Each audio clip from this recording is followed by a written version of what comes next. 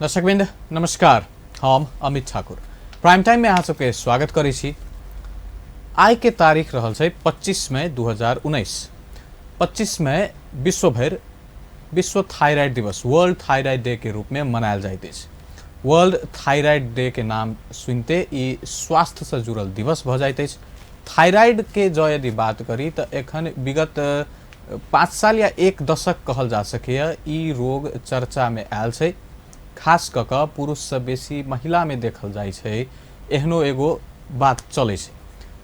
Thyroid आखिर की रहल छै, एकरा विश्व थायराइडे दिवस के रूप में मनावे के केना कारण आबि गेलै, लगायत एहि रोग से बचल केना जा सकैया, एकर निवारण की छै, उपचार के पद्धति की केना रहल छै, स्वास्थ्य अवस्था एहि सब के विषय के लऽ कऽ आइ के प्राइम टाइम केंद्रित रहत। एहि के लेल हमरा सबके साथ में छथि गोटे अतिथि। काठमांडू मुख्यतः काज करै छथि, लेकिन जनकपुरो में आबि कऽ अपन सेवा प्रदान करै छथि। डॉक्टर मधु पांडे छथि हमरा सबके साथ में। हुनका संगे आइ खास कऽ कऽ विश्व थायराइड दिवस पर केंद्रित भऽ कऽ थायराइड आ स्वास्थ्य संबंधी प्राइम टाइम में बात करब। डॉक्टर मधु, स्वागत छ यहाँलाई। नमस्ते। खासमा यो अब थायराइड के कुराबाट स्टार्ट गरौँ। ठ्याक्कै थायराइड भनेपछि त रोग हो कि बडी पार्ट हो, मान्छे कन्फ्युज हुन्छन्। के हो यो कन्फ्युजन टाढा गरिदिनु पर्यो पहिला। कन्फ्युजन केही पनि छैन। थायराइड भनेर आजभोलि चाहिँ एकदम चर्चितमा छ। के भयो थायराइड भयो भनेर आउँछन् मान्छे बिरामी। थायराइड भने त पहिला रोग नै होइन, यो ग्रन्थि हो है। It's a gland. यहाँ घाँटीमा पुतलीको आकार बटरफ्लाई सेपको हुन्छ र यहाँ बाहिरपट्टि हुन्छ है, यो छालाको मुनिपट्टि। अब यसले बनाउने हर्मोनमा चाहिँ कमी अथवा धेरै बन्यो भने चाहिँ रोग लागेको भन्छन्। सो थायराइड चाहिँ रोग होइन, थायराइड ग्रन्थि हो भनेर चाहिँ मान्छेले क्लियर हुनु पर्यो। सो अब थायराइडको विभिन्न थरीको रोग हुन्छ, जसमा चाहिँ एउटा थायराइड धेरै उत्पादन गर्ने, एउटा थोरै उत्पादन गर्ने, थायराइड क्यान्सर है त। थायराइडको डल्लो मात्र एउटा गाँड आउने भन्छ, गाउँतिर चाहिँ यत्रो यत्रो गाँड आएको गोइटर भन्छौँ हामी यसलाई। त्यो कतिपय गाउँमा देख्नुभयो होला, या पहाडतिरबाट मान्छेहरू आएको भन्दा पनि यत्रो यत्रो गाँड लिएर बस्नु भएको छ। सो विभिन्न थरीको थायराइडको रोगहरू देखिन्छ। भनेपछि थायराइड एउटा ग्रन्थि भयो, त्योसँग जोडेर आउने समस्याहरू अलग अलग हुन सक्छन्। त्यसलाई जेनरली भनिन्छ थायराइड भयो। थायराइडको रोग भनौँ, अब थायराइड होइन है त। त्यो अब नयाँ प्रचलन ल्याउनु पर्यो। नयाँ प्रचलन लिएर आउनु पर्यो। थायराइडको विभिन्न किसिमको जुन डिसफङ्क्सन भनौँ या डिसअर्डर भनौँ या त्यो ग्रन्थिसँग आउने रोगहरू के हुन्छन् त? सो बेसिकली चाहिँ थायराइडसँग चाहिँ सबभन्दा कमनली देखिने भनेको हाइपोथाइरोइडिज्म है। अब थायराइड भनेको हर्मोन भनेको चाहिँ कस्तो हर्मोन हो भनेपछि शरीरको गतिविधिलाई चाहिँ है, यसले चाहिँ heart rate, muscles, cell function सबैलाई चाहिँ चलाउने काम गर्छ। भनेको शरीरको गतिविधिलाई चाहिँ थायराइड हर्मोनले चलाउने हो। सो थायराइड हर्मोन चाहिँ बेसिकली सबभन्दा बेसी देखिने भनेको चाहिँ हाइपो हो। हाइपो भनेको भनौँ न 70 to 80% पपुलेसनमा चाहिँ मान्छेलाई हाइपोथाइरोइडिज्म नै भएको हुन्छ, जसमा चाहिँ थायराइड हर्मोनको कमी भएको हुन्छ। भनेपछि जति चाहियो त्योभन्दा कम प्रोडक्सन भइरहेछ। अब यो चाहिँ फ्याक्ट्री हो। फ्याक्ट्रीले जति तत्त्व बनाउनु पर्यो शरीरको लागि त्यति बनेन भने शरीर चाहिँ के हुन्छ भने सुस्त हुन्छ। भनेपछि कुनै सामान बनाउँदाखेरि त्यो प्रक्रियामा आउनु पर्यो, बनेपछि पूर्ति हुनु पर्यो, पूर्ति भएपछि शरीर चाहिँ राम्रोसँग चल्छ। तर हाइपो भनेको चाहिँ कमी हुने बित्तिकै शरीर मोटाउने, सुन्निने, थाक्ने, गल्ने, जिउ दुख्ने, एकदम धेरै करकर खाने, सुत्नै नसक्ने, धेरै निद्रा लाग्कोलाई हुने, सुत्दै अब उठ्नै नसक्ने, त्यस्तो किसिमको हुनसक्छ। अब यो हाइपोथाइरोइडिज्मको मान्छेमा चाहिँ इन्फर्टिलिटीको एउटा सबभन्दा ठुलो समस्या भइरहेछ, किनकि धेरै मिसक्यारेजहरू भइदिनु होइन, बच्चाहरू बसे पनि फेरि मिसक्यारेज भइदिनु या अबोर्सन, आफै सेल्फ अबोर्सन भइदिनु। अब यस्तो प्रब्लमहरू चाहिँ एकदम कमनली आइरहेछ। सो हाइपोथाइरोइडिज्म चाहिँ मोर कमन छ र यसको चाहिँ नराम्रो रोग चाहिँ होइन, यो एकदम सजिलोसँग उपचार गर्न सकिन्छ। तर अवेरनेस र जुन हुन्छ नि एजुकेसनको कमीको कारणले चाहिँ मान्छेहरू औषधि खाँदै बन्द गरिदिनुहुन्छ। सो त्यहाँ आएर प्रब्लम हुन्छ। एउटा कम भयो, अर्को बडीले के गर्छ होला? बडी प्रोडक्सन भयो भने अर्को चाहिँ बडी हुन्छ। बडी भनेको चाहिँ ठ्याक्क त्यसको विपरीत मेटाबोलिजम अब हाई हुने भयो हाम्रो शरीरमा है त। एउटा चाहिँ कम प्रोडक्सन भयो, अर्को चाहिँ बडी प्रोडक्सनको बारेमा के? हजुर, हाइपरथाइरोइडिजम भन्छौँ। हाइपर भनेको धेरै उत्पादन हुनु है त, र थाइरोइडिजम भनेको थाइरोइडको लक्षणहरू है त। सो हाइपरथाइरोइडिजम हुने बित्तिकै जुन हामीले हाइपोको जुन लक्षणहरू भन्यौँ त्यसको ठ्याक्क विपरीत हुन्छ कि। सो मान्छे त्यसमा मोटाइरहेछ भने यसमा दुब्लाउँदै जान्छ। अब यो फ्याक्ट्रीले धेरै बनाउन थालिसक्यो, धेरै भयो भने मेटाबोलिजमै हाई हुने भयो। सो मोटाउने, मुटु ढुकढुक हुने, धेरै गर्मी हुने, पसिना आउने, डायरिया भइदिने होइन, दुब्लाउँदै जाने, धेरै भोक लाग्ने, निन्द्रै नपर्ने, छटपट्टि भइरहने, एक ठाउँमा एकचोटि चुप्लाएर बस्नै नसक्ने, यस्तो किसिमको लक्षणहरू स्टार्ट हुन्छ। अब हाइपरथाइरोइडिजम चाहिँ अलिकति धेरै जटिल छ। सोच्नु भन्नुभयो भने हाइपो चाहिँ सजिलो छ, उपचार गर्यो, रोग पत्ता लगायो, उपचार गर्यो, सक्यो भन्ने कुरो हुन्छ। सो हाइपरको बिरामीहरूमा चाहिँ धेरै तरिकाले उपचार हुन्छ। सो यसमा न्यू ट्रिटमेन्ट मोडालिटिज होइन भनेको नयाँ तरिकाहरू, उपचारको विधि जुन नेपालमा पनि उपलब्ध भइसकेको छ। सो पहिला त युजली 18 महिना औषधि खुवाउने बाहेक हामीसँग नेपालमा अरू कुनै पनि सुविधा नै थिएन। आजभोलि घाँटीको डल्लो ठुलो भयो या हाइपर भयो, धेरै उत्पादन गरिरहेछ भनेपछि त्यो अर्को विधि उपचारहरू पनि उपलब्ध छ जुन चाहिँ हामीले हाइपरथाइरोइडिजममा उपलब्ध गराउन सक्छौँ। जस्तै रेडियो आयोडिन ट्रिटमेन्ट भनेको एक किसिमको चाहिँ हजुरको आणविक तत्त्व हो जसले चाहिँ थाइरोइडलाई विनाश गरिदिन्छ, मतलब डिस्ट्रोय गरिदिन्छ। जसमा चाहिँ एक गुटको औषधि एउटा क्याप्सुल खाइन्छ, त्यो चाहिँ थाइरोइडमै गएर बस्छ र यसलाई चाहिँ मारिदिन्छ। त्यसरी पनि एउटा उपचार गर्न मिल्छ।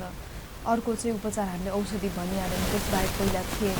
अब रिसेन्टली 10 इयर्सदेखि चाहिँ हामीले 10 इयर्स नभनौँ 6-7 इयर्सदेखि चाहिँ हामीले रेडियो आयोडिन ट्रिटमेन्ट पनि नेपालमै गर्न सक्छौँ। पहिला यो थाइरोइडसँग जब कुनै मान्छेले सुन्ने गरेका छन् अहिलेको प्रचलन चाहिँ, अब थाइरोइड भयो भने अत्यधिक डराउने, अब डायबिटिज, बिपी इत्यादि हुँदा पनि नडराउने, थाइरोइड भयो भने के भयो भनेर अब त्यो डर खास इन्फर्मेसनको अभाव हो कि त्यस्तो प्रचार गरिएको हो? होइन, यो चाहिँ एजुकेसनकै अभाव हो। थाइरोइड भने ठुलो रोग चाहिँ होइन, त्यस्तो ठुलो कम्प्लिकेसन्स भएर मान्छेहरूलाई चाहिँ धेरै कम्प्लिकेटेड रोगहरू निकालेर देखाएको पनि छैन। एक्चुअली एडभर्टिजमेन्टमा पनि त्यस्तो केही पनि देखिएको छैन अहिलेसम्म। तर मेन चाहिँ एजुकेसनकै कमी भइरहेछ। थाइरोइड भनेपछि के नै भए जस्तो भइरहेछ भन्ने जस्तो लाग्छ मलाई। मान्छे डायबिटिज, ब्लड प्रेसरलाई लिएर त्यति चिन्तित छैन, त्यति आजभोलि थाइरोइडलाई लिएर चिन्तित छन्। डाक्टर साहब थाइरोइड भयो भनेर आउँछन्। सो थाइरोइड चाहिँ ठुलो चाहिँ रोग मान्दैन म, साधारण कुरा हो। हर्मोनको कमी र बेसी तालमेल मिलाउनु मात्र कुरा हो है त। सो त्यसमा मेन चाहिँ हामीले डराउनु पर्ने सुगर प्रेसर नै हुन्छ, किनकि त्यसको कम्प्लिकेसन्स र एकदम नराम्रो छन्। तर यता चाहिँ हामी थाइरोइडलाई लिएर डराउँछौँ। यो खास भनेपछि अब सुरुवातको कुरा गर्दा यसको अझ हाम्रो कुरा सकिया छैन। हाइपरमा अर्को विधि उपचार सर्जरी पनि हुन्छ। यदि गलगाँठको साइज ठुलो भयो, थुक्नेमा गाह्रो भयो, खाँदाखेरि अप्ठ्यारो भइरहेछ, त्यस्तो अवस्थामा चाहिँ हामीले सर्जरी भन्छ, अपरेसन पनि गरेर फाल्न मिल्छ। सो आखिरमा गएर हामीले यसलाई हाइपो नै बनाउने हो। हाइपो बनिसकेपछि सजिलोसँग उपचार गर्न सक्छ। भनेपछि बडी भयो भने त्यसलाई पहिला कम प्रोडक्सनमा ल्याउनु पर्यो र त्यसपछि चाहिँ नर्मलमा ल्याउनु पर्यो, नर्मल बनाइराख्नु पर्यो। कति टाइम लाग्छ होला? सो युजली हाइपर भयो भने 18 महिना औषधि गर्ने भन्छ। 18 महिनाको औषधि ट्रायलमा पनि उसको फेरि भएन ठिक, अथवा फेरि फर्केर 18 महिना औषधि बन्द गर्यो, देन फेरि फर्केर आयो भनेपछि सेकेन्ड ट्रिटमेन्ट मोडालिटिज चुज गर्नुपर्ने हुन्छ। सो वर्ल्ड थाइरोइड डेमा पनि नयाँ मोडालिटिजको चाहिँ एक्सपेन्सन गर भनेर पनि आइरहेछ।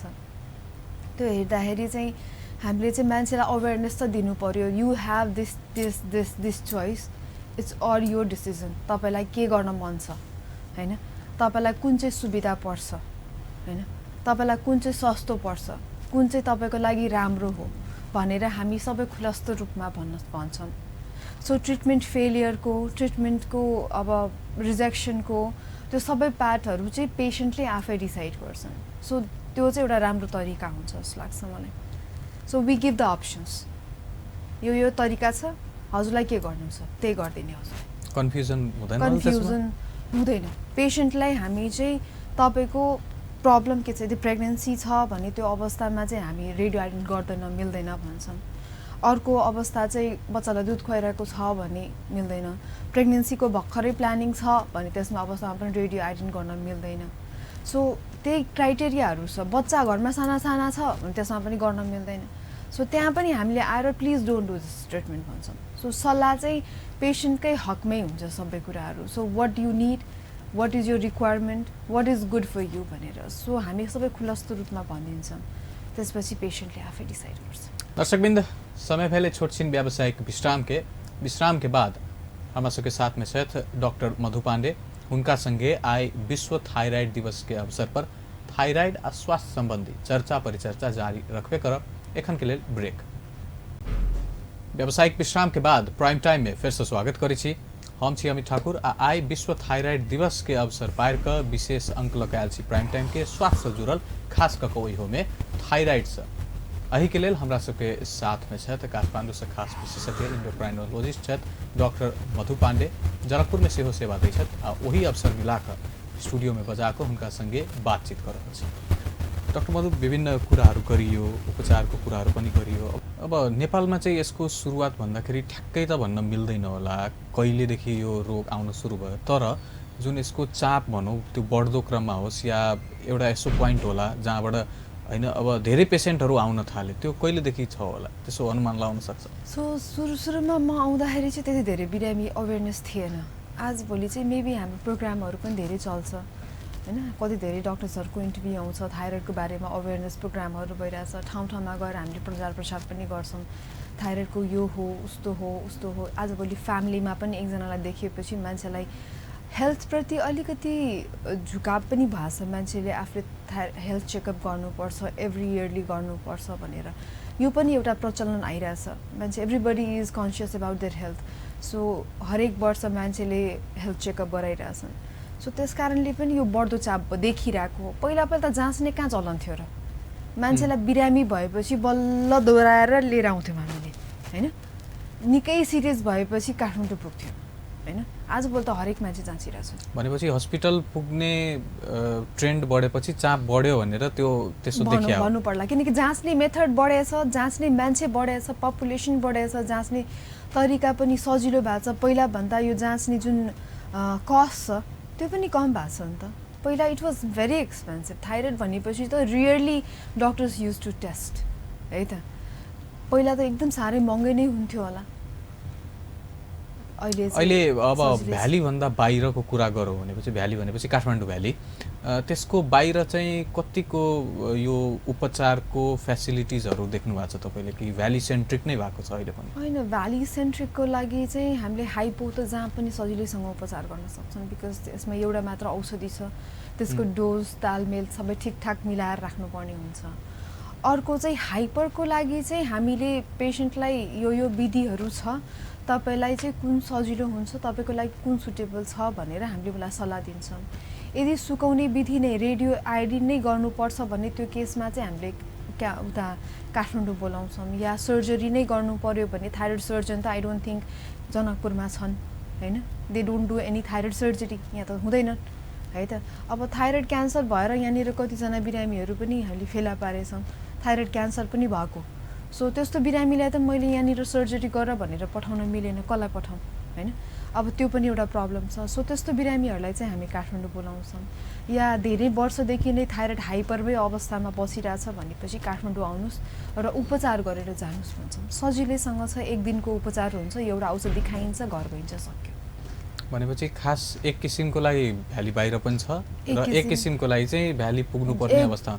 एक किसिम धेरै एकदम थोरै भने त हाइपर एकदम कमन, एकदम कम्ती छ।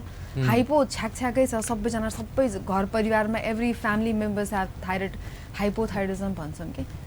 सो अहिले चाहिँ हाम्रो हाइपरको लागि चाहिँ स्पेसली ट्रिटमेन्ट नयाँ मोडालिटिजहरू जुन छ त्यसको लागि चाहिँ we have to go to Kathmandu, किनकि अरू ठाउँमा अरू विधि उपचार नै छैन। पोखरा यताउति कतै गए पनि उपचार छैन। खासमा अब यसको कुनै उमेर समूह छ होला, यो उमेरका व्यक्तिहरू बढी यसको चपेटमा आउन सक्छन् भनेर त्यस्तो केही छ? थाइरोइड डिजिज युजुअली हाम्रो स्मल एजमा भनौँ न, young people.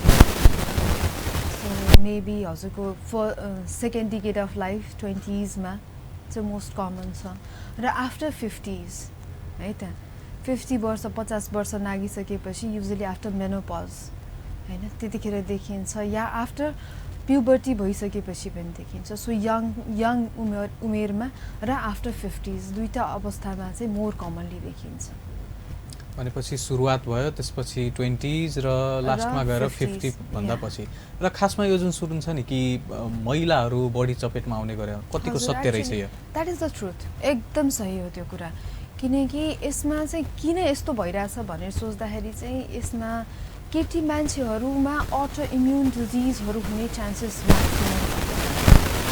Auto immune disease जुन केटा मान्छेहरूभन्दा केटी मान्छेमा धेरै हुन्छ त्यस कारणले केटी मान्छेमा थाइरोइडको रोगहरू पनि धेरै देखिरहेछ सो रेसियो हेर्ने हो भने इज 10:1 के 10जना फिमेल मान्छेमा हुन्छ भने there is only 1 male affected के सो मोस्ट कमनली चाहिँ फिमेल नै हुन्छ मेरो यहाँ बिरामी हेर्दाखेरि त मैले म्याक्सिमम 100जना फिमेल हेर्छु अनि 3जना मात्र हुन्छ नि मेल हेरेको हुन्छ है त्यसमा फेरि कसैले सोच्ला महिलाहरू अनलकी भए रे त्यसो भयो unlucky is not the thing खासमा त्यो अब भनौँ जेनेटिक भयो चाहे जेनेटिकली होइन यो अटोइम्युन डिजिज हो अटोइम्युन डिजिजमा चाहिँ केटी मान्छेमा बाथरोग पनि धेरै हुन्छ हैन अरू सबै जति पनि अटोइम्युन डिजिजहरू छ सबै चाहिँ यसलाई जेनेटिक्ससँग यसरी जोडेर हेर्दाखेरि हेरिडिटी भनौँ जसरी वंशानुगत जसरी अटोइम्युन भनेको अलग अलग त्यो ठिक छ त्यो मैले बुझेँ तर जुन डायबिटिज जसरी हेरिन्छ नि कि गार्जियनमा छ भने छोराछोरीमा आउने चान्सेस हाई हुन्छ यसमा छ त्यस्तो यदि गार्जियनमा छ भने जेनेटिकली ट्रान्सफर हुने चान्सेस हुन्छ यो थाइरोइड हुनसक्छ सो अब यसको कारण के किन भइरहेछ भनेर हेर्दा त फर्स्ट कारण त म भन्छु इट्स अ इन्भाइरोमेन्टल कज जसको कारणले चाहिँ थाइरोइडको रोग एकदम धेरै बढ्दै गइरहेछ सो इन्भाइरोमेन्टल कजमा चाहिँ हाम्रो पहिला त खानपान स्वच्छ छैन हेल्दी छैन किनकि हामी जङ्क फुडहरू टन्नै खाइरहेछौँ र कुनै पनि खानेकुरा अर्ग्यानिक खाइरहेछौँ किनकि पहिला चाहिँ हेल्दी बाबामाले गाईको मलहरू हालेर उत्पादन गर्थे आजभोलि त सबै चिज हुन्छ नि इनअर्ग्यानिक फर्टिलाइजर्सहरू धेरै नै प्रयोग भइरहेछ पछि वंशानुगत भन्दा लाइफस्टाइलसँग जोडेर बढी आउँछ होला इन्भाइरोमेन्टल कज भनौँ न फर्स्टमा त पहिला त हामीले we don't get healthy things है हेल्दी थिङ्स नै पाएन भने त त्यसपछि त सेकेन्ड कज हुने भयो अब अर्को कारण चाहिँ अब जेनेटिकली हुनसक्छ भन्छ सो फ्यामिलीमा एकजनालाई थाइरोइड डिसअर्डर छ भने स्पेसली मदरलाई छ भने त बच्चाहरूलाई डेफिनेटली थाइरोइडको रोग हुनसक्छ भन्छ दर्शकवृन्द आई के प्राइम टाइम के समय यतै समाप्त होते हमरा सबके बातचीत यतै समाप्त कर पड़त वर्ल्ड थायराइड डे के अवसर में सब गोटे से यह संदेश रह जे अपन स्वास्थ्य के ध्यान दी थायराइड संबंधी रोग सबके पहचान करी उचित परामर्श लेबऽ के लेल उचित जगह जाई आ डेरा के कोनो बात नहीं रहल छै एतबे कहे तो आई के प्राइम टाइम से संपूर्ण यूनिट के तरफ से हम अमित ठाकुर विदा मांगे छी अपन टेलीविजन देखित रही नमस्कार।